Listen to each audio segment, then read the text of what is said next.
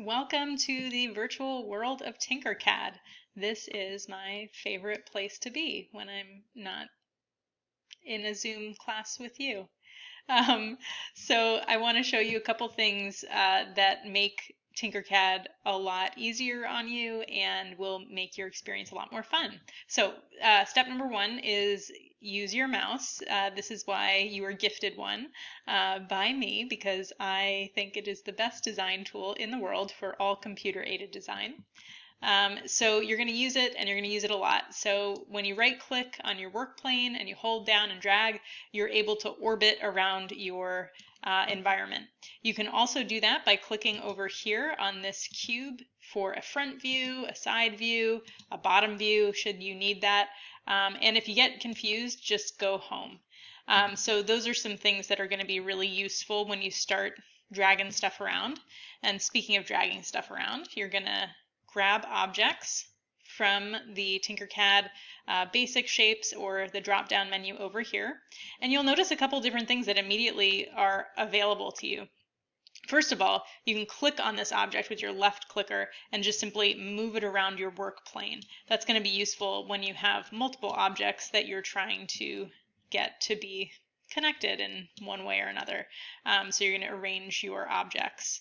The other thing you'll notice over here is that different shapes have different parameters and different features. So these are some new ones that TinkerCAD just added, which is that you can include a radius. So let's zoom in here and take a look at that. So you can see that you've got the ability to change your height and your width in here as well. So you can come in and you can change those numbers with the keypad. You can change it with the scroll button if that's easier for you, or the toggle button, I should say. And then you can also do it in the work plane itself. So when I click on these squares, so with my left clicker, when I click on these red squares, I can click and hold, and I can manipulate the height of that object. If I grab one over here, I can change the X and the Y dimension of that object.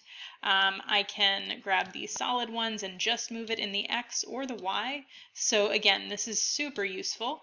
If you want this red thing to be on top of these cylinders, maybe that is important to you.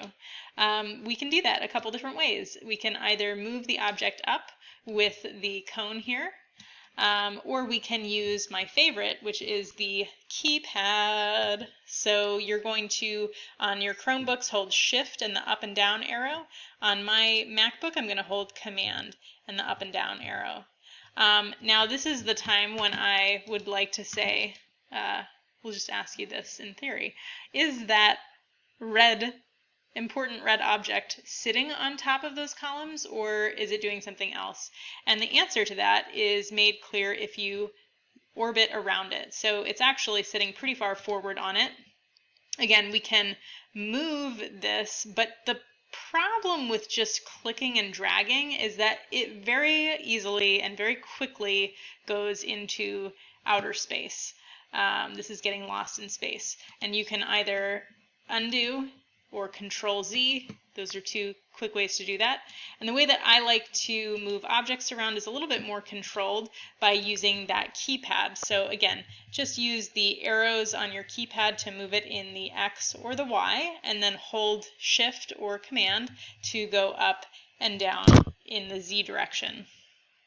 But be aware that you want to make sure that your objects are overlapping. So that is the main first lesson. Orbit. Right click and drag around your work plane.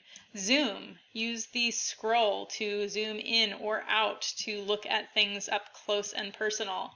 Pan, I don't think I mentioned that one, but you can click and hold the scroll and move your mouse, and you are able to pan around the screen. I think there's another way to do that too, but you can always Google that.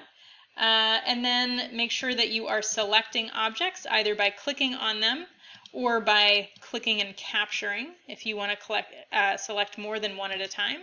And you can also do a Command Control All, I believe. Control All, yes. So if you do Control A, that selects everything that is in your work plane, which may or may not be useful. So we will pick up next with more that you can do in TinkerCAD.